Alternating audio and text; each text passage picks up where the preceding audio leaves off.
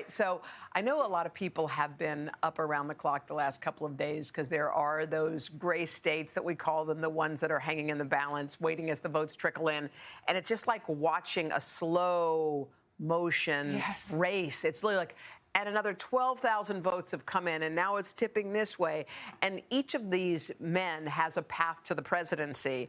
And I think a lot of people are on edge because people are so firmly entrenched in their corners, right? Yeah.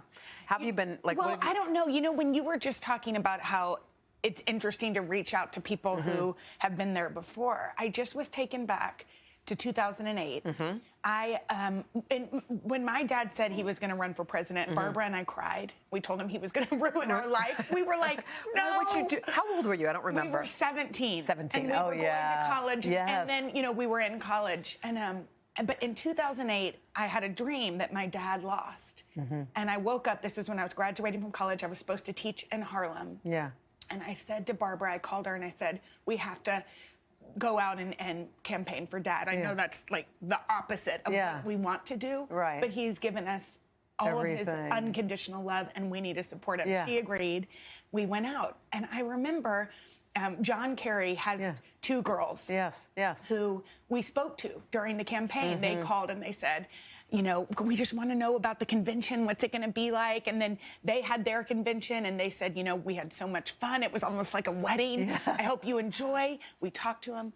And on the day after the election, the day after election night, which went really late. I'm not sure if people remember, but this is normal. This is normal. Yes. We called him and we just said, we know that your heart is probably broken because you worked so hard for your dad. And you thought he was the best guy. And we both talked about the uncertainty, about the stress that comes with it, the feeling of loss, you know, how it feels when somebody that you think could do the best job doesn't win. And they said, well, we know your dad, you know, he worked hard. We know it's going to be okay. And I just think. And by the way, just to interject, that the love that you have for your dad is so much more than anyone would have for a candidate. So if you take that, what you're feeling for your candidate, and multiply it by about 100,000, you might get what you were talking about. And then what happened? So well, and then we just got off the phone. But I just, I think why I was brought to that moment, which I honestly haven't thought about or even really ever spoken about. I remember we were in my parents' bedroom, on their bed, calling them. Is that we can unify as a country. I'm sure y'all remember that picture of Mrs. Obama hugging my dad.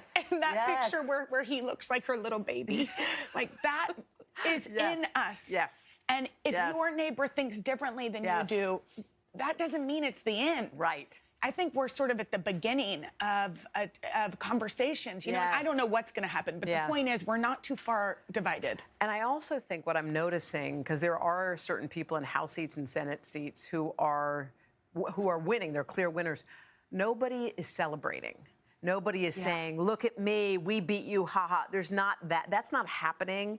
You're seeing people with subdued messages. Let's get together. Let's make this, you know, let's start the healing. Let's start solving problems. And I also was just thinking about this, just the balance of government, no matter who wins for president, but to know that the Senate is not, you know, not everything. If Biden wins at the Senate right now is not going to go Democratic. There's something about, I feel like people are exhaling, like, okay, let's all just take a breath, no matter what happens in this race, and see if there's a balance here. And I think it's a good way to, it's a good tone to set. Like, whoever's winning, don't have a party. Nobody feels like that should be the way it goes. Especially now. But, you know, I also think there's something so comforting to me. And, you know, I've talked to my parents about this, about our democracy.